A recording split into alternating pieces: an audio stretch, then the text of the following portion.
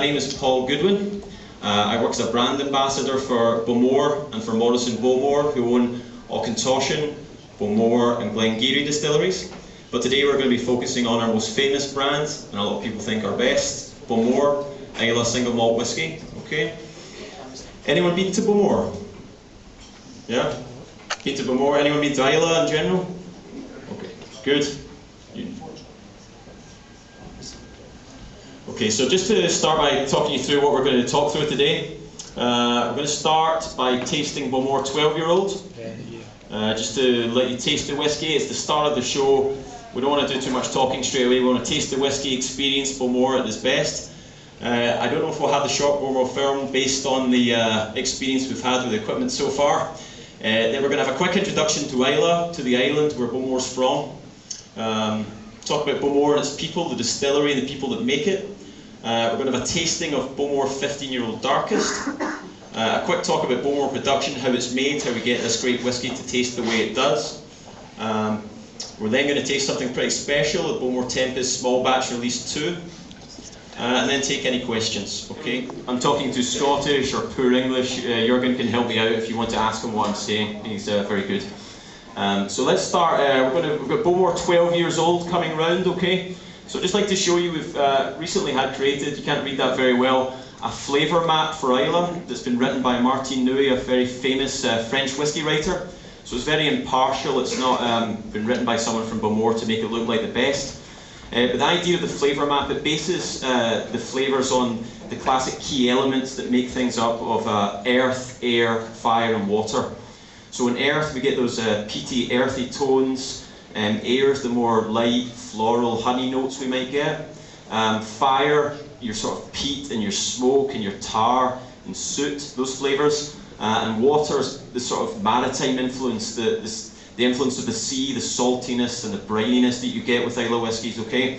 So that bar there with Bowmore sort of represents how balanced each of these elements are.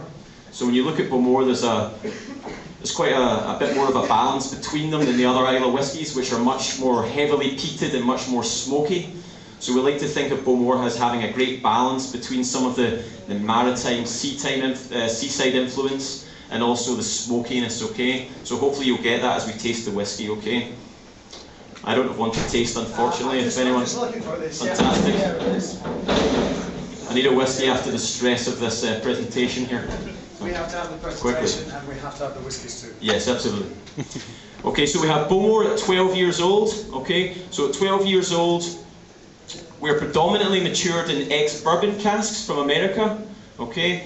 This whiskey is what we call a marriage. So we have a very small amount of whiskey aged for 12 years in ex-sherry Oloroso cask, a very small amount though. So from American bourbon oak, we're going to get classic flavours of vanilla, coconut, spice, creaminess. With the sherry cask, it's a very small amount with this whiskey when it's a marriage, but it'll just add a little bit of depth. Sherry flavours, raisins, dark chocolate, dark fruits, okay? Not so prevalent in this whiskey, more with the ex-bourbon, as I say. So look for that when you nose it. Have a look at the colour first of all, maybe a beautiful colour. You look at a warm amber, quite a warming colour. Yeah, still fairly light, not as dark as you'll see we're trying the 15-year-old. Okay. So get on the nose, gentle at first. Get your nose used to the alcohol. You get that smoke on there straight away, that classic Bowmore smokiness. I also pick up some of that saltiness from Islay. Anyone getting that? Okay, another little trick I want to try with this whiskey. It's a nice small talk. If you put your hand over the top of the glass, we're going to shake it up right onto our hands. Okay, that's a nice rhythm that's going through the audience there. Yes, very nice. Guys, never do it this way. Never in front of a lady, and it was very suspicious. Okay, so you've got the whiskey on your hands now. Okay, we're going to rub that as fast as we can. Heat it up, evaporate the alcohol. Okay. And then just open your hands and let the smell of Islay waft across. You should get that smokiness, the vanilla from the bourbon. Maybe a little bit of that sweetness from the vanilla of the wood. It takes away the alcohol and you get what's in behind there. Yeah. Years old Darkest, I don't know if Jürgen was just saying this, but aged differently. So we had a marriage, first of all, with 12 years old. Now we have a finished whiskey. So this is aged for 12 years in ex-bourbon cask and finished for the last 3 years in Oloroso sherry cask.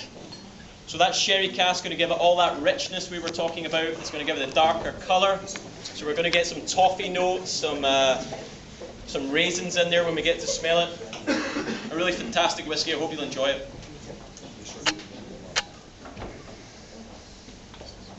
Treacly dark amber now.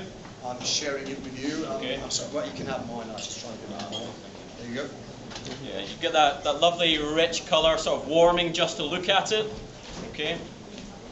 Have a smell, get it gently on the nose again.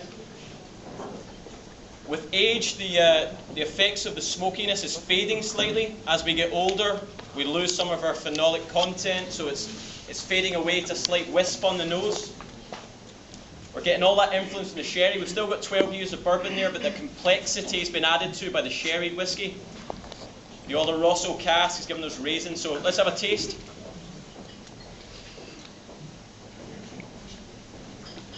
Fill the mouth again. A bit chewier, a bit fuller in the mouth. Yeah. Sherry casks are going to give you some extra body to the whiskey. A bit chewier in the mouth. You get that treacly toffee, those dark fruits, a sense of Christmas almost. A whiskey that works very well, I think, late evening, maybe sitting, contemplating the day in front of the fire. It's a perfect whiskey to have. And the chocolate works really well, the richness of the chocolate. Jürgen was talking to me, understands flavours very well, so you can, I'm sure you've explained that. No. Fair hands up for 12-year-olds, 12 years old. That's quite low.